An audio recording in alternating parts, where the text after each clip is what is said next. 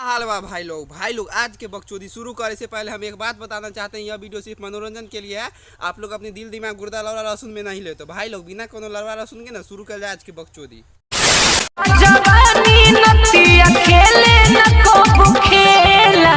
कि कैसे कह तारी भौजी की कब खेला नहीं खे मतलब नतिया से तू टेंशन काहे लेता भौजी, तू नहीं खे खेलता हम तो बानी न, चाहे हमारे कैमरामैन बार न ई जाके ई सब खेला खेली, चाहे हम आके खेलब तोरा के तोर सब मन के अथी पूरा हम सब कर देम, तू टेंशन नहीं खेल।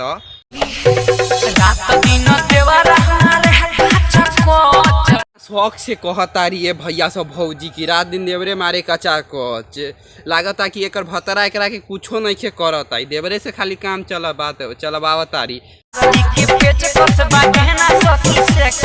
कहतारी भौजी की भतार जी के पेचकस बारे न सेक्स ये भौजी हमू मिस्त्रिये बानी, हमरा तो लगे तू बोला ल उनकर ऐसा पेचकस टाइट कर देब ना कि एनी टाइम उनकर सेक्ससे में रही, एनी टाइम उनकर पेचकस न एनी टाइम चलते रही, तू हमरा लगे भेज द।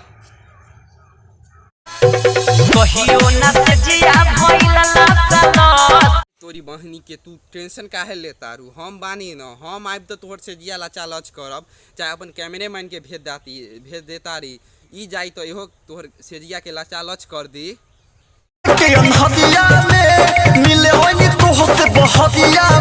अनहरिया में मिले अली तोहरा से भोरहरिया में भौजी कहतारी, लेकिन ए भौजी तोहरा ओकरा लगुन जायला से ना कोई फायदा न हुई, उ सरवा बकलंडे बा, तू हमरा लगे आ जाए, तू हमरा से बहुत फायदा हो जात तोरा के सब। आप लोगों को अगर मेरा वीडियो अच्छा लगता है तो आप लोग मेरे वीडियो पर लाइक कीजिए, कमेंट कीजिए और मेरे वीडियो को शेयर कीजिए और हमारे चैनल को सब्सक्राइब करके बेल आइकन जरूर दबा लीजिए। अगर आप चैनल पर नए हैं तो ज़रूर चैनल को सब्सक्राइब कीजिए ताकि हमारे नए वीडियो आप तक पहुँचे। तब तक के लिए धन्यवाद।